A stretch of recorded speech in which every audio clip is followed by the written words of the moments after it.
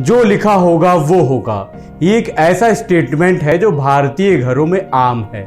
इसी बात को लोग और भी कई तरीकों से कहते हैं। चाहे कुछ कर लीजिए, जो किस्मत में होगा वही मिलेगा। समय से पहले और भाग्य से ज्यादा कभी किसी को कुछ नहीं मिलता। सबसे पहले ऊपर वाले ने जो लिख दिया वही होगा, and many such more versions. क्या आप भी इस बात में यकीन करते हैं? करते हो तो भी हैरानी की कोई बात नहीं। जो बात हजारों बरसों से दोहराई जा रही हो और जिसे हम बचपन से सुनते आ रहे हों, वो गलत हो के भी सही ही लगेगी।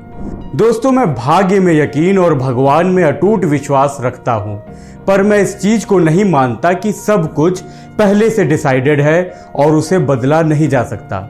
मेरी समझ से भाग्य 90% हमारे कर्मों का फल है और 10% डिवाइन इंटरवेंशन, और कभी भी 10% 90% के पहले नहीं आता। जब तक आप कर्म नहीं करेंगे तब तक वो इंटरवेन नहीं करेगा।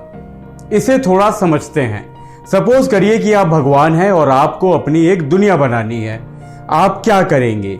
एक ऐसी दुनिया बनाएंगे जहां सब कुछ पहले से तय हो, जैसे राम इस दिन पैदा होगा, यहां पड़ेगा, ये काम करेगा और एक दिन मर जाएगा। या आप कुछ बेसिक क्वालिटीज के साथ राम को डिजाइन करते, जिसके बल पर वो खुद अपनी कहानी लिख सके, जो चाहे वो कर सके, अच्छा बुरा कुछ भी।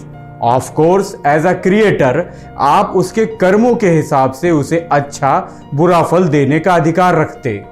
मैं तो दूसरा ऑप्शन चूज करता। उसमें एक्साइटमेंट है, अपॉर्चुनिटी है, इक्वालिटी है, हर किसी को कुछ करने की आजादी है, इसमें रोमांच है।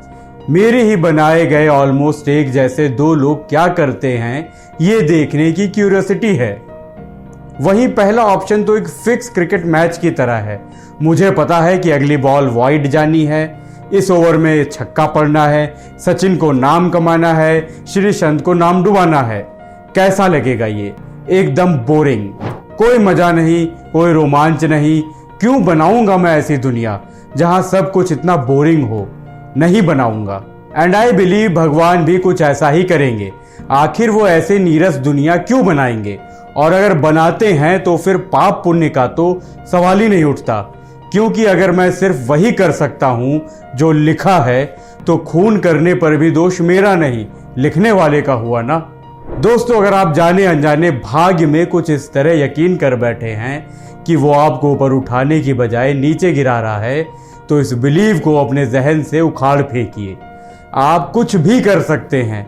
उसने हर एक इंसान को वो सारी शक्तियां दी हैं कि वो कुछ भी कर सके। इसलिए भाग्य को मत कोसिए। होता वो नहीं जो लिखा होता है, बल्कि होता वो है जो आप लिखते हैं।